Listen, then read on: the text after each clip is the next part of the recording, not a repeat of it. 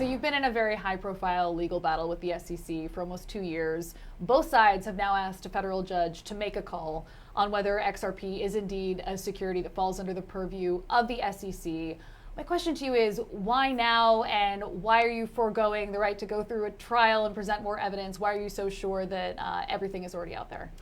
So trials are really reserved for like when there's a question of fact, and so juries and judges are like, what are the actual facts? In this case, the facts are pretty clear. The question is about the law, and we think the law is clear, and the law requires, and the statute as written by Congress, the law requires that there's an investment contract. That's step one. Before you even get to the Howey test, which is often talked about, you have to have a contract between two parties. We don't even think we get past that step, because an investment contract, if you don't have an investment contract, you certainly don't have a security because there's no agreement, period. If you get to the Howey test, then it's also a question of law. So we think this step of summary judgment is, first of all, the fastest path to resolution. We have been pushing very hard to move this quickly, partly because we think the law is clear, and partly because we think the whole industry needs the clarity we're seeking. Yeah, and I definitely want to come back to the broader implications for the crypto industry. But on that point of an investment contract, the SEC has made the case in its motion that that there can be an investment contract without a contract, any rights granted to the purchaser and without any obligations to the issuer. What do you say to that? In order to have a contract, you have two parties. No matter how the SEC wants to spin the facts, the reality is to have a contract, you have two parties have to agree on something. You don't necessarily have it written. You can have oral contracts, you can have implicit contracts, but you have to have two parties. The reality is there are not two parties. Ripple doesn't know who bought the XRP. The people who bought the XRP don't necessarily know Ripple.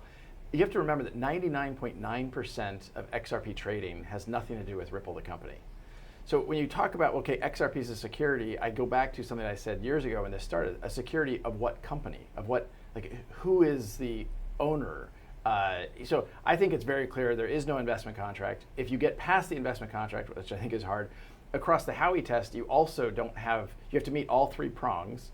And in the case of the XRP case, you can't meet all three prongs for sure. And so we think that the judge will see that the law is very clear. We think the facts are very clear. And we think this is just a gross overreach of the SEC trying to wrest control of that uncertainty that has existed. And really the unfortunate thing is the SEC and really the US government hasn't taken this step to provide that clarity that a lot of other countries around the world have. I mean, for years you've spoken about the fact that lack of regulatory clarity in the US stands in stark comparison to Switzerland or Singapore. And so we have made steps since you first made that comment. The White House on Friday released a new framework for crypto regulation. But again, it's not hard and fast rules. Like, there are like competing bills on Capitol Hill, but nothing has been passed yet. So, I mean, do you still feel that there is just a very amorphous space in terms of regulatory clarity in the US? I do, and I think that the vast majority of people I know in the crypto industry, they want to follow the rules of the road, but we need to provide clarity on what the rules of the road are here in the United States. Ripple, frankly, will hire north of 300 people this year, and we'll do more of that outside the United States, and our growth is 95% from customers outside the United States, and it's partly because the rules of the road are clear in those countries. Way back when I first got involved with technology in the late 90s, the government took the step to clarify what are the rules of the road for the internet. And all kinds of capital flowed in, all kinds of entrepreneurs flowed in, and we saw an amazing explosion of activity and innovation, and that's amazing. And frankly, the US has benefited massively on a geopolitical basis from that. We haven't done that work here, and instead, particularly the SEC, is trying to regulate through enforcement. Yeah. That's a super inefficient way to do this, as opposed to let's do the work, let's provide the clarity. And I think the executive order is an example of taking that step. And I think that, as you mentioned, the bills pending and that have been introduced, we'll see where they go, one in the House, one in the Senate, I think are positive steps in that direction. I mean, that buzz phrase of regulation by enforcement is something that a lot of people have been talking about with respect to the SEC stepping in and making rules just by virtue of retroactively holding people accountable for things that they didn't realize were a mistake in the first place or were an issue in the first place. So a lot of people are looking to this lawsuit between Ripple and SEC as a moment of setting precedent for the wider industry. Walk us through what that looks like based off of like the hypotheticals of how the judge rules. Well, so I do think, as you say, I think it's a pretty bellwether case at this point. And we talked about, the Howey test is this Orange Grove Supreme Court case from the 40s. I think that the Ripple test may be what we look at in the future. And, there are a lot of facts and circumstances that can be unique. But for Ripple and what the SEC is trying to do, I do think it's just the SEC trying to overreach the statute. And again, Congress gives the SEC power. The SEC can't just go take power. Congress has to pass laws that say, here's the framework. And in this case, what we're really talking about is the 1933 Securities Act, which created the SEC, which said if there's an investment contract, later on the Howey test. Look, we are very confident, as evidenced by the fact that we filed summary judgment. We think, again, the facts are clear. We think the law is on our side, so we want to get to that resolution. But I do think it's important for the whole industry, because if the SEC is going to be the regulator of all crypto, and again, Gary Gensler, the current chairman of the SEC, has said he views virtually all crypto as a security. That's really going to change crypto in the United States, which is the largest economy in the world. I think we all should care that we're able to continue to innovate on these technologies and build solutions using these technologies that really can make the economy more efficient. And so, looking at either side of how this ruling may turn out, I mean, if the judge rules with the SEC and deems XRP a security, what does that mean for the larger industry?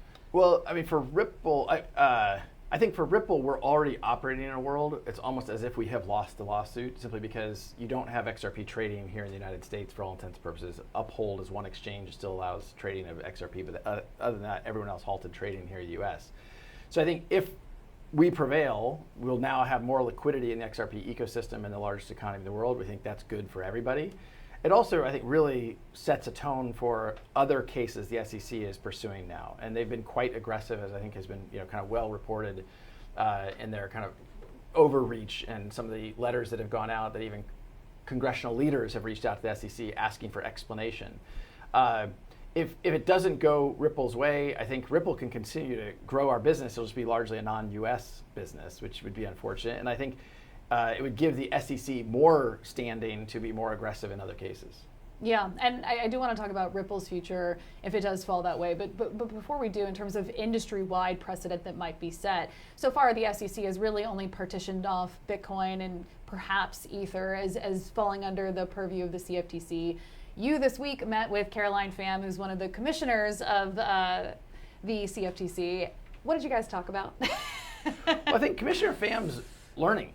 I think she's very bright, still, relatively new to her position, and I think trying to learn. And I think she has spoken out about the need for the clarity that we have been seeking. And so, even what you're describing, the SEC Chair Gensler has said he won't comment on specific projects. He does comment on Bitcoin, which is a specific project. When asked directly about ETH, despite the previous administration, they viewed ETH to have been a security, then transitioned to a non-security. You now have the SEC making noises that perhaps ETH is indeed a security, and even in a recent legal filing not related to Ripple, they made the assertion that because most ETH nodes are based geographically in the United States, that they have jurisdiction to regulate ETH. So look, I do think at the core we have to go back to what is the law? What is the statute that Congress wrote to give the SEC power?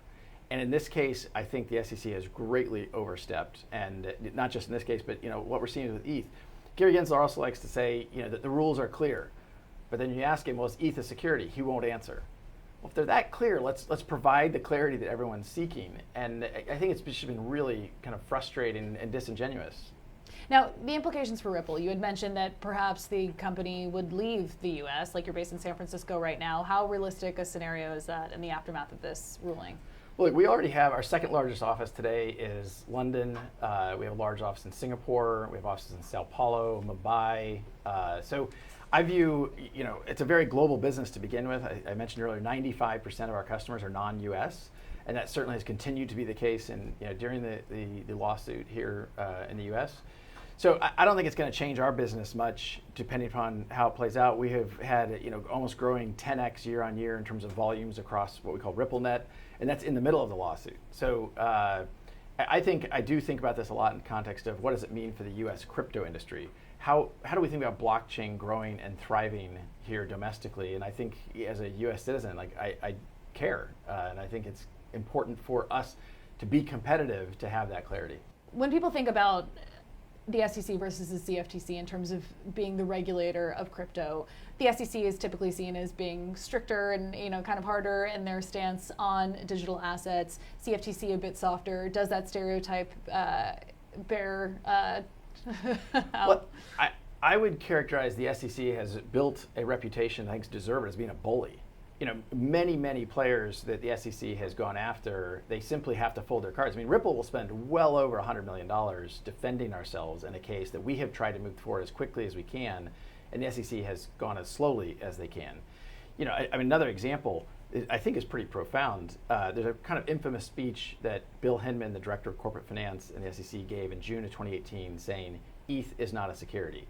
And the judge 5 times in the last 18 months, the judge in our case, she has ordered the SEC to turn over the notes in that case 5 times. We still don't have those notes. And I look at that as like the SEC, it is a government agency. The government works for the people. The judge is ordering the SEC to turn these notes over, and they won't do it, and they keep coming up with new reasons why. So much so that the judge, in her most recent ruling, said the SEC is being hypocritical, and I will quote, saying, not following a faithful allegiance to the law. These are damning words for an agency whose mission is stated as to protect investors. In the case of the the Ripple lawsuit, they destroyed $15 billion of value in the XRP market when they filed the lawsuit. That was not protecting investors. I want to come back to this idea of regulation at a higher level. So getting some sort of hard and fast marching orders from Washington. How confident are you that we're going to see any sort of appreciable progression on this front in the next year? I'm actually reasonably optimistic. I mean, if anything, the more aggressive the SEC has gotten and the more broad, the more you're seeing more and more people, the constituents, call their congressional leaders and say, we need Congress to act because the SEC is kind of running amok, and it's really driving the competitiveness of the United States and hiring. I mentioned earlier, we're going to hire roughly 300 plus people this year. We're trying to make sure more than half of those are outside the United States. That's partly because of this lack of certainty. That's not good for the U.S. So I think you're seeing more and more congressional leaders step forward. I think it's why you do now have a bill pending in the House. You have a bill pending in the Senate as well. And I'm hopeful that as they start having hearings about those bills, you'll start to get traction and people realize how important this is to the United States. So your lawsuit is in the Southern District of New York. That district is also overseeing 3 major crypto bankruptcy, Voyager, Celsius, and 3 Arrows. And it's almost as though these bankruptcy judges and then your judge in this lawsuit are going to be deciding and setting precedent for the industry more broadly. What are your thoughts on the Southern District of New York, that legal jurisdiction becoming such a big voice in terms of crypto regulation going forward? Well, I'll go back to what I said earlier. It's somewhat unfortunate we're relying on the courts to provide the clarity that we have government agencies who should be doing that work, whether it's the legislature or through rulemaking. There's a rulemaking process that. And to me, that's the hard work that we should have been doing that, frankly, other leading economies like the UK, you mentioned Switzerland and Singapore earlier, that's the kind of work we should be doing. I also will say, I don't know a lot of the specifics in some of those cases, but isn't it interesting we are spending so much energy from the SEC to pursue a case about whether or not XRP is a security when we have actual frauds occurring underneath their noses, actual bad actions that the SEC wasn't spending time on. And I think that's just really unfortunate and indicative of, look, if the SEC steps back and takes stock of their mission to protect investors, one of their missions, and I think they've kind of lost sight of what is their role here and how are they adding value and really creating a better environment, a more successful environment, more efficient environment for the U.S. to be competitive in these technologies. So you told CNBC in May that Ripple might think about going public after you get a ruling on this SEC lawsuit. A lot has changed since then in the crypto landscape. What are your thoughts on that now? Look, you're right. A lot has changed in the crypto landscape. That is not really true for Ripple. We had a record Q2. We continue to grow, signing up more customers, volume. We publicly shared that volume on RippleNet grew around 10x year on year through our core product called On-Demand Liquidity. And so I remain very optimistic about the future of Ripple. And I think once we get past this, accessing the public markets is, I think, the right next step to kind of growing our business. But we want to get through the SEC, provide that clarity, and get closure on the pending lawsuit. And last month there was a headline that Ripple is also potentially looking at buying some of the assets belonging to Celsius. Where does that stand, and are you at all considering buying the business outright? Well, we are in a very strong position. We have a very strong balance sheet. I think we've publicly shared we have about $1 billion of cash on the balance sheet. And so we certainly look at these cycles that the crypto markets have gone through as opportunities. This is really the third downturn crypto winter that I have been around Ripple for, and each time Ripple has kind of emerged stronger. And so we look at it as an opportunity to continue to grow and make sure we're solving customer problems, make sure the customers who already depend upon us can depend upon us for more things potentially. So we'll continue to look at opportunities, and some of the assets we see around are priced differently today than they were 6 months ago. Right, and so we are in the midst of this crypto winter. We've seen a lot of layoffs with other crypto firms.